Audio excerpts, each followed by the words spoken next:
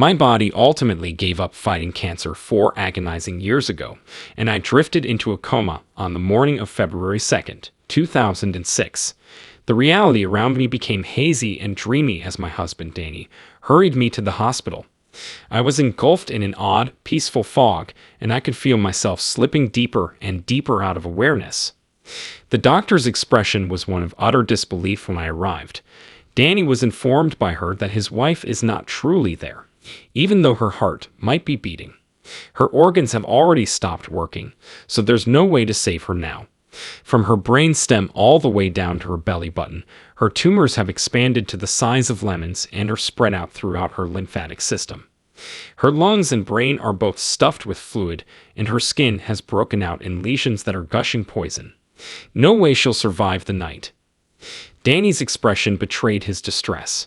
I wanted to yell out, "It's all right, my love. Nothing wrong with me. Do not be concerned. The doctor is incorrect. Actually, I'm doing really well." However, nothing was said. My reassuring silence went unheard by Danny. Because I was so close to death, I could feel every detail of my environment. I paid close attention to my surroundings despite the fact that I wasn't making use of my 5 biological senses. It was as if a new kind of perception had activated, letting me blend in with my environment. My lifeless corpse on the hospital bed didn't mean anything to me. It didn't seem big enough to contain the enormity of what was happening to me, and it certainly didn't feel like mine. What a wonderful, liberating, and freeing sensation that was for me. Agony, misery, and all other negative emotions had vanished. A sense of total freedom washed over me.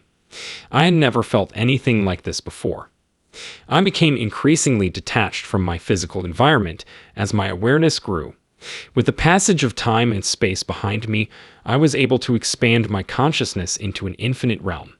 An unprecedented feeling of excitement, exhilaration, and delight washed over me. All the emotional ties I had to my home and loved ones started to go away as I kept letting go. A magnificent and boundless love engulfed me. The further I drifted off, the less it felt like I had physically gone somewhere else, and more like I had woken up from a nightmare. As my spirit began to transcend my bodily form and the material universe, I had a profound sense of awe and wonder. Never before had I experienced such a profound and unfathomable form of love. It showed no bias whatsoever. It was automatically mine. I didn't even need to show my worth. My father had passed almost a decade ago, yet to my utter shock, I suddenly felt his presence. "Present, Dad." I thought, I can't believe it, taking in the feelings conveyed by the words because, in that realm, words alone could not convey the depth of meaning. Sonia, my best friend who passed away from cancer 3 years ago, was also there. I could feel her spirit. I knew they were always there, even before my sickness brought them to my attention. Other beings were also present, but I couldn't identify them.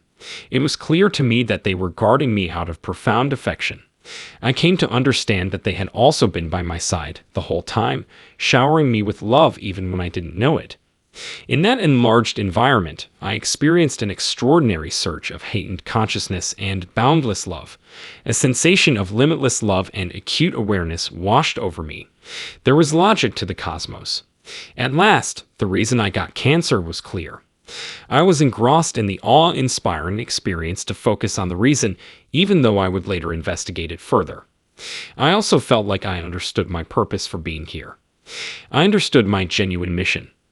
Why do I suddenly understand all this? My mind raced with questions. Who is providing me with this data?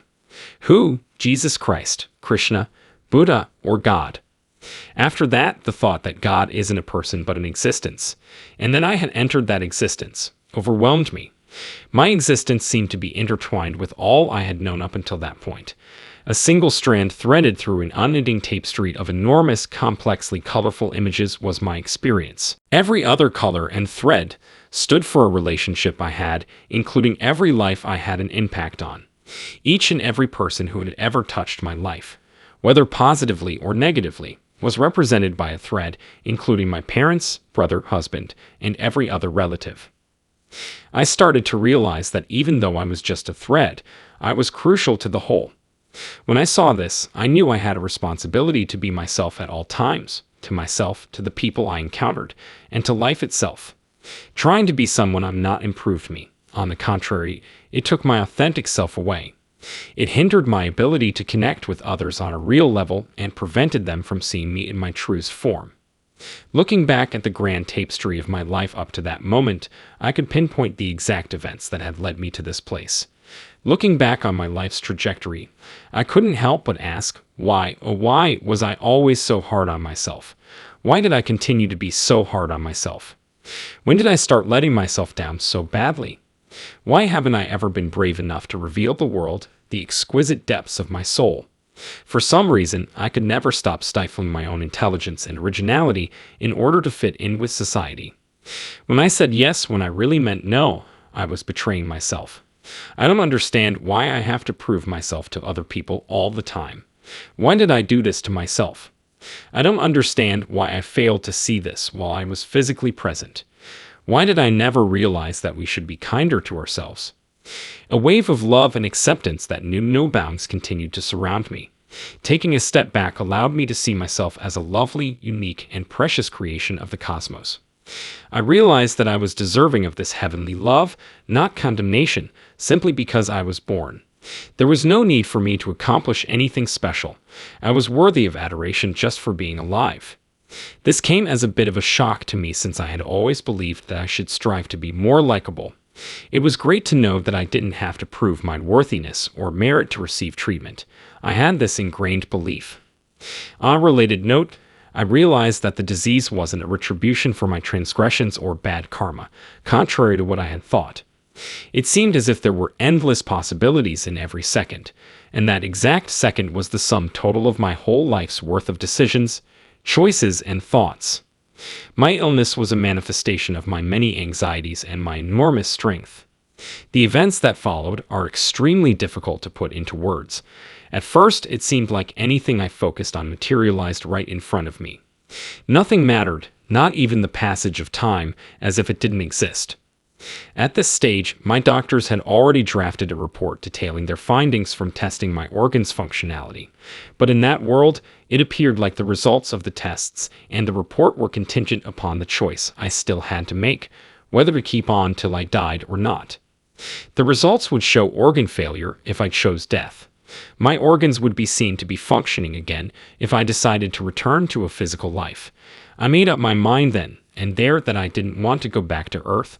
After that, I felt as though my body was physically deteriorating, and I overheard the physicians and my family discussing the diagnosis of organ failure. "This is the limit, my darling," my dad told me at the same time. "There is no going back once you go ahead." In front of me, I saw a limit. Despite the lack of a tangible boundary, the difference in energy levels served as a kind of unseen threshold. If I ventured over it, I would be cut off from the material world forever. I knew it. However, a new degree of truth became apparent to me before I made my way toward this place for the better.